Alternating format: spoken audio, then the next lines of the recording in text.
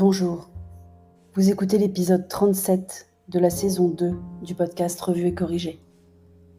Cet épisode est tiré d'un billet du blog publié le 10 novembre et s'intitule « Dernier de la classe ». Enfin, pas tout à fait. Il reste la Belgique derrière.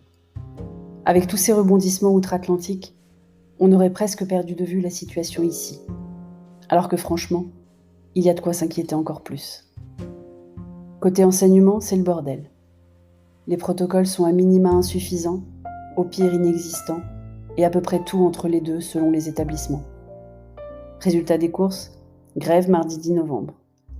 Même le lycée de l'établissement de Petit-Dôme, qui est encore en primaire, a des profs en grève. C'est dire si la grogne monte. Les chefs d'établissement, quant à eux, naviguent à vue, avec des enseignants peu équipés et pas de prise en charge ou peu par l'éducation nationale, des élèves en risque de décrochage au vu des inégalités que le distanciel va créer, taille d'appartement, équipement informatique, connexion et j'en passe, et des injonctions sinon contradictoires, à tout le moins difficiles à suivre. Côté santé, il n'y a pas d'autre mot, c'est la cata, la grosse cata. Tous les indicateurs sont au rouge écarlate, la France passe du milieu de peloton à la place du cancre, enfin pas tout à fait. La Belgique fait pire rapporté au nombre de morts par habitant, pour l'instant. Les hôpitaux sont débordés, les soignants exténués, les experts désabusés. On ne sait plus quoi faire, mais on le dit de plus en plus fort.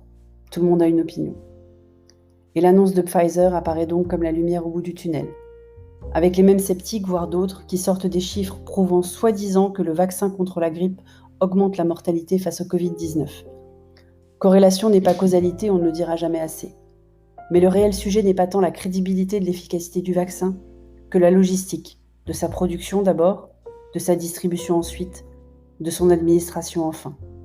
Les files d'attente au laboratoire pour les tests ne me rassurent pas sur la capacité de la France à organiser une campagne nationale de vaccination de façon rapide et ordonnée. Côté économie, c'est plus que la cata, c'est l'apocalypse. Avec un coupable désigné, Amazon, bouc émissaire bien pratique pour ne pas pointer du doigt le vrai problème. Le manque de marge de manœuvre d'entreprises exsangues et le manque de transformation digitale de la société française dans son ensemble.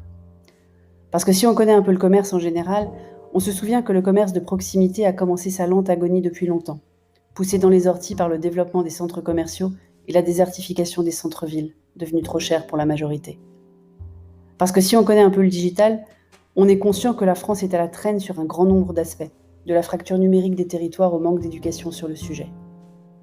Parce que si on se souvient du monde d'avant 2020, on se rappelle que les commerçants avaient déjà été fragilisés par les gilets jaunes à l'hiver 2018, puis dans une moindre mesure par une grève des transports à l'hiver 2019. Parce que si on connaît un peu l'e-commerce, on se rend compte que si Amazon est leader, il est loin d'être le seul e-commerçant utilisé par les Français, et que juste derrière on trouve Cdiscount français, la Fnac français et plein d'autres. Tous ces effets cumulés aboutissent donc à des commerçants de proximité peu rentables, déjà fragiles, qui sont incapables souvent tant philosophiquement que financièrement de se réinventer pour survivre. Côté perso, on n'est pas à plaindre. Petit-Dôme va à l'école. Cher et tendre a dû écouter mon épisode sur la charge mentale. Il prend en charge les devoirs avec compétence, sinon enthousiasme. Et je passe mes journées en visio ou en call, à jongler entre clients, étudiants et autres volontariats qui se reconnaîtront. Contrairement au confinement, nous ne sommes pas rythmés par les repas à heure fixe de Petit-Dôme pour le déjeuner, et donc nous sautons souvent ce repas. Ou plutôt, je me nourris de pop-corn devant mes visios, même pas devant Netflix, pendant que Cher et tendre grignote noix de cajou et chips. Les kilos du confinement avaient été faciles à perdre parce qu'on avait mangé beaucoup. Ceux de ce confinement nouveau seront plus installés car de la mauvaise graisse. Oui, je sais, c'est pas ça le problème. Mais laissez-moi m'inquiéter d'un truc que j'ai le sentiment de pouvoir maîtriser. Vous avez pas écouté le billet ou quoi ? Merci de m'avoir écouté. Si vous écoutez sur Apple, surtout laissez un commentaire avec vos 5 étoiles et sur toutes les plateformes de balado-diffusion, abonnez-vous et partagez. À bientôt.